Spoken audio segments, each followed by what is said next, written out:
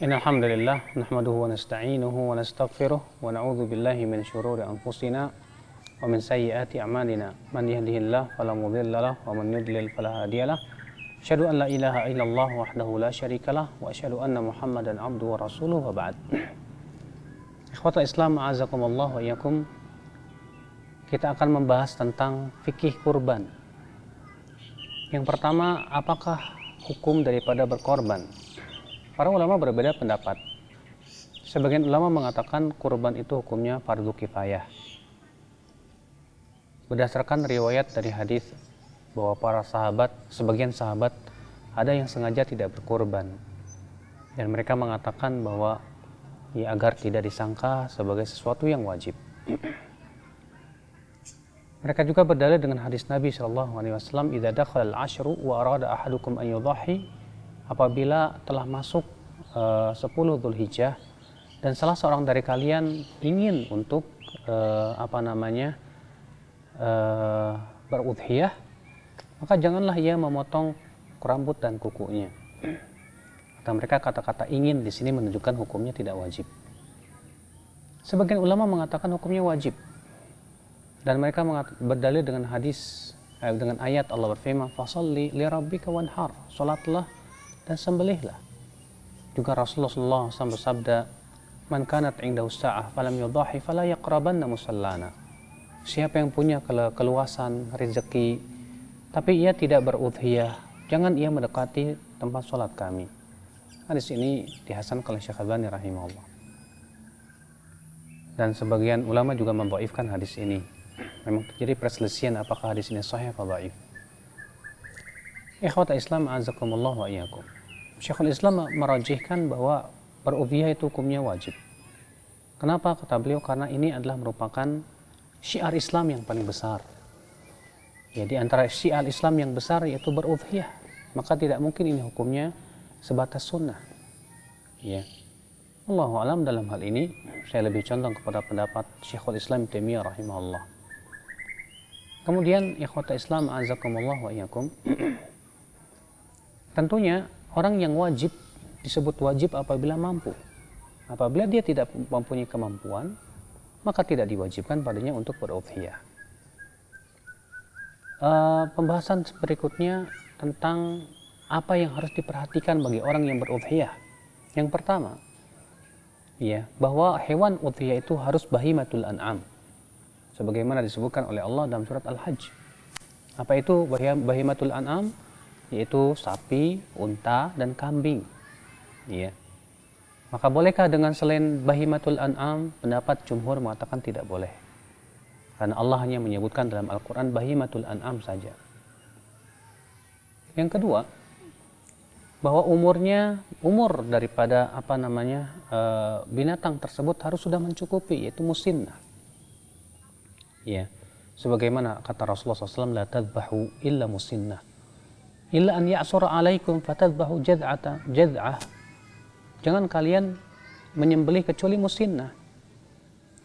Kecuali kalau memang kalian tidak mendapatkan musinnah, silahkan kalian menyembelih jad'ah. Dan jad'ah itu kalau untuk kambing sekitar umur 6 bulan. Tapi Rasulullah SAW mengatakan jangan menyembelih kecuali musinnah. Kalau untuk kambing, musinnah itu yang umur 1 tahun. Berarti kalau selama masih ada yang di atas 1 tahun, kita utamakan yang di atas 1 tahun. Kecuali kalau memang tidak ada, adanya hanya jad'ah, yaitu umur 6 bulan, maka silahkan. Ikhwatul Islam a'azakumullah wa iyyakum. Hadis ini menunjukkan bahwa berarti ada batasan umur yang harus diperhatikan di situ. Kemudian yang ketiga, ya akhwal Islam a'azakumullah wa iyyakum, yang harus diperhatikan, binatang-binatang tersebut tidak boleh terdapat padanya aib-aib yang menjadikan tidak sah. Sebagaimana dalam satu riwayat yang sahih, Rasulullah SAW sabda, "Arba'atun la tujzi." Ada 4 binatang yang tidak mencukupi untuk dijadikan hewan kurban. Apa itu? Yang pertama, al-aura al-bayyin awaruha, yaitu yang matanya pecak, terlihat sekali, tampak. Artinya penyakit pecak sebelahnya itu, matanya itu terlihat sekali. Adapun kata Syekh Utsaimin, kalau tidak tampak maka itu boleh. Yang kedua, al-marid al-bayyin maraduha. Orang binatang yang sakit, yang tampak sekali sakitnya. Ya, ini menunjukkan bahwa disyaratkan badannya sakitnya tampak. Adapun kalau tidak tampak maka sah. Yang ketiga, ya al-arja al-bayyin urjuha, yaitu yang pincang, yang tampak sekali. Ya, kepincangannya sehingga ia tidak bisa jalan. Kemudian yang keempat yaitu al-hazil, yang sangat kurus. Maka yang seperti ini pun tidak disyariat, tidak mencukupi ya akhwat Islam, a'azakumullah wa iyyakum. Oleh karena itulah ini harus kita perhatikan. Nah, bagaimana kalau ternyata tanduknya patah? Maka ya ini pun mencukupi insyaallah karena tidak termasuk dalam 4 cacat tersebut. Ikhwata Islam, a'azakumullah wa iyyakum. Selanjutnya yang harus diperhatikan adalah binatang tersebut milik kita, bukan milik orang lain. Karena tidak boleh kita menyembelih ya binatang milik orang lain. Ya. Kemudian waktunya juga harus sesuai dengan waktu yang disyariatkan. Sebab apabila waktunya tidak sesuai dengan syariatkan, tidak sah. Ya. Para ulama menyebutkan waktunya yaitu setelah dilaksanakan sholat Idul Adha. Ataupun sebelum itu maka itu adalah daging sedekah, bukan daging udhiyah. Maka dari itu, ya setelah sholat Idul Adha baru kita menyembelih.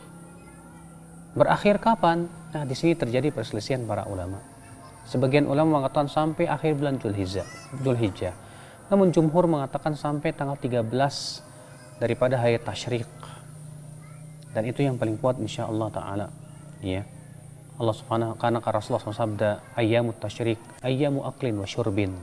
Hari raya tasyrik itu adalah hari-hari untuk makan dan minum. Nah, inilah ya akhi azakumullah perkara-perkara yang hendaknya kita perhatikan ya di dalam masalah fikih atau udhiyah kita. Dan ingat ya akhi, kita berusaha untuk mempersembahkan kepada Allah yang terbaik. Jangan kita kemudian menyembelih hewan yang jelek. Ya, kalau kita semakin mampu untuk yang lebih baik, maka itu baik. Siapa yang mampu untuk unta, silakan. Atau misalnya ada orang berurunan ya, 1 unta untuk 7 orang, silakan. 1 sapi untuk 7 orang, silakan. Karena Nabi SAW mengatakan bahwa itu semua mencukupi ya akhi a'azakumullah wa iyyakum. Semoga pembahasan tentang fikih kurban yang singkat ini bermanfaat dan bisa kita pahami supaya ya ibadah kurban kita betul-betul sesuai dengan syariat Allah Subhanahu wa taala. Wabillahi taufiq.